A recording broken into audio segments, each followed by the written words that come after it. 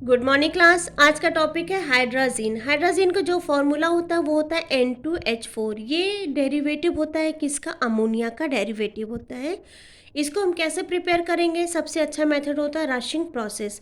इसमें क्या करते हैं बेटा, अमोनिया को हम सोडियम हाइपोक्लोराइड के साथ जब रिएक्ट कराते हैं तो हमारा क्लोरोएमीन बनता है और सोडियम हाइड्रोक्साइड बनता है। यही क्लोरोएमीन फर्दर अमोनिया के साथ रिएक्शन करता है तो हाइड्राजीन बनाता है और अमोनियम क्लोराइड बनाता है।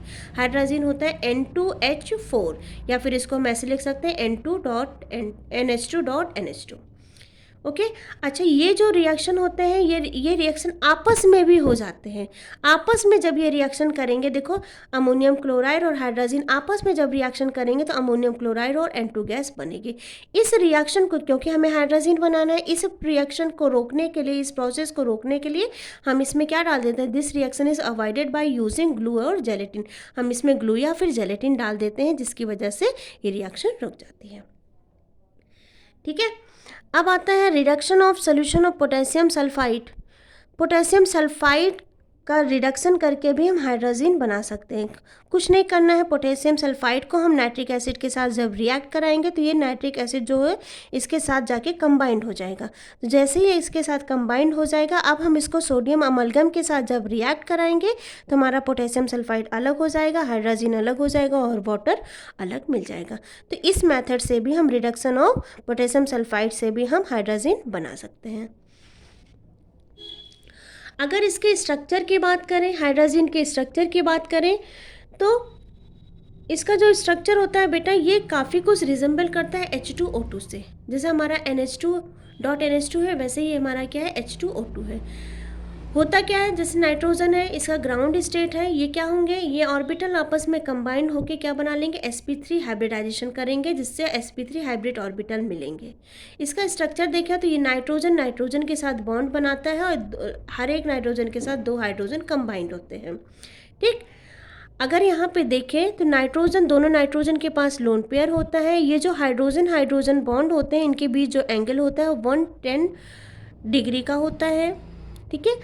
नाइट्रोजन के बीच जो डिस्टेंस होता है 1.47 एंगस्ट्रॉम होता है और नाइट्रोजन और हाइड्रोजन के बीच जो डिस्टेंस होता है वो 1.04 एंगस्ट्रॉम होता है। ये अनसिमेट्रिकल स्ट्रक्चर होते हैं। अगर इसके प्रॉपर्टी की बात करें तो इसकी प्रॉपर्टी की बात करते हैं बेटा। फिजिकल प्रॉपर्टी अगर हम देखें हाइड्रोजन का, तो ये क्या होता है, एनहाइड्रस हाइड्रोजन जो होते हैं वो कलरलेस फ्यूमिंग लिक्विड होते हैं। मेल्टिंग पॉइंट इनका ये होता है और बॉइलिंग पॉइंट इनका ये होता है। ये जो हाइड्रोजन होते हैं ये वाटर और अल्कोहल में क्या होते हैं, सॉल्युबल होते हैं और ये स्ट्रांगली हाइग्रोस्कोपिक नेचर के होते हैं। अगर केमिकल प्रॉपर्टी की बात करें तो जो आपका हाइड्रोजन है, हाइड्रोजन जब वाटर से कंबाइंड होता है बेटा तो ये क्या बना लेगा, N2H5+ और OH- रिलीज कर देगा, क्योंकि N जो नाइट्रोजन है वो अपना एक लोन पेयर देके क्या करता है, एक H+ को अपने अंदर ले लेता है। तो यहाँ से N2 से H5 में, H4 से H5 में चेंज हो गया और यहाँ पे OH रिलीज किया। फर्दर ये जो आपका N2H5+ है ये दोबारा से वाटर से रिएक्शन करके N2H6 2+ बना लेता है और OH- रिलीज करता है। तो हम क्या लिख सकते हैं, हाइड्रोजन में be regarded as derived from ammonia by the replacement of one hydrogen atom by the NH2 group. It behave as diacid base. Okay बेटा, डाईएसिड बेस। अब हम बात करते हैं, जो हाइड्रोजन होता है ये जब एयर के कांटेक्ट में आता है, एयर में क्या सबसे ज़्यादा प्रेजेंट है, हमारे ऑक्सीजन प्रेजेंट है। तो हाइड्रोजन मतलब N2H4 जो ऑक्सीजन के कांटेक्ट में आता है तो नाइट्रोजन गैस बनती है और वाटर निकलता है। ठीक है। अगर स्टेबिलिटी की बात करें तो it is Fairlie stable compound, it decompose on strong heating gas. ये क्या होते हैं, स्टेबल होते हैं, लेकिन जब हम इसको ज़्यादा स्ट्रांगली हीट करते हैं तो ये क्या हो जाते हैं, ये डिकम्पोज हो जाते हैं। और हाइड्रोजन जब भी डिकम्पोज होता है वो नाइट्रोजन और अमोनिया गैस बनाता है।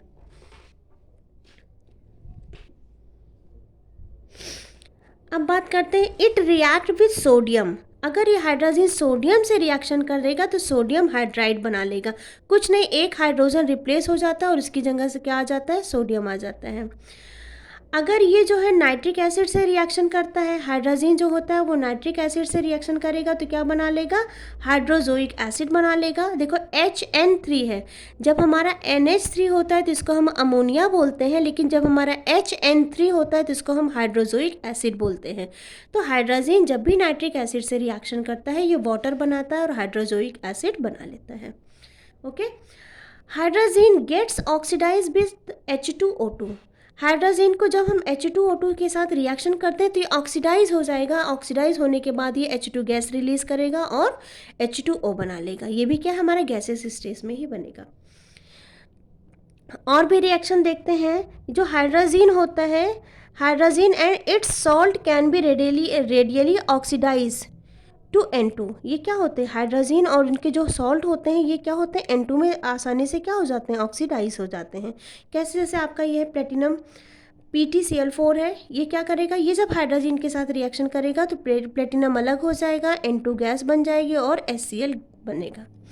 ऐसे AlCl3 है, इसकी रिएक्शन जब हम हाइड्रोजन से कराएंगे तो हमारा क्या बन जाएगा, AuCl3 है। ठीक है बेटा, ये हमारा गोल्ड अलग हो जाएगा, N2 अलग हो जाएगा और हमारा क्या हो जाएगा, HCl बन जाएगा।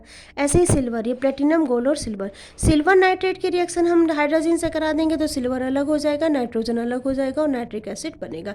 तो ये जो सॉल्ट होते हैं ये क्या करते हैं, ये जब हाइड्रोजन से रिएक्शन करते हैं तो N2 गैस रिलीज होती है। ठीक है, अब आते हैं, हम बात करते हैं थोड़ा सा, it reduce Fehling solution to red, it reduce failing solution to red cuprous oxide, ferric chloride to ferrous chloride and iodate to iodides।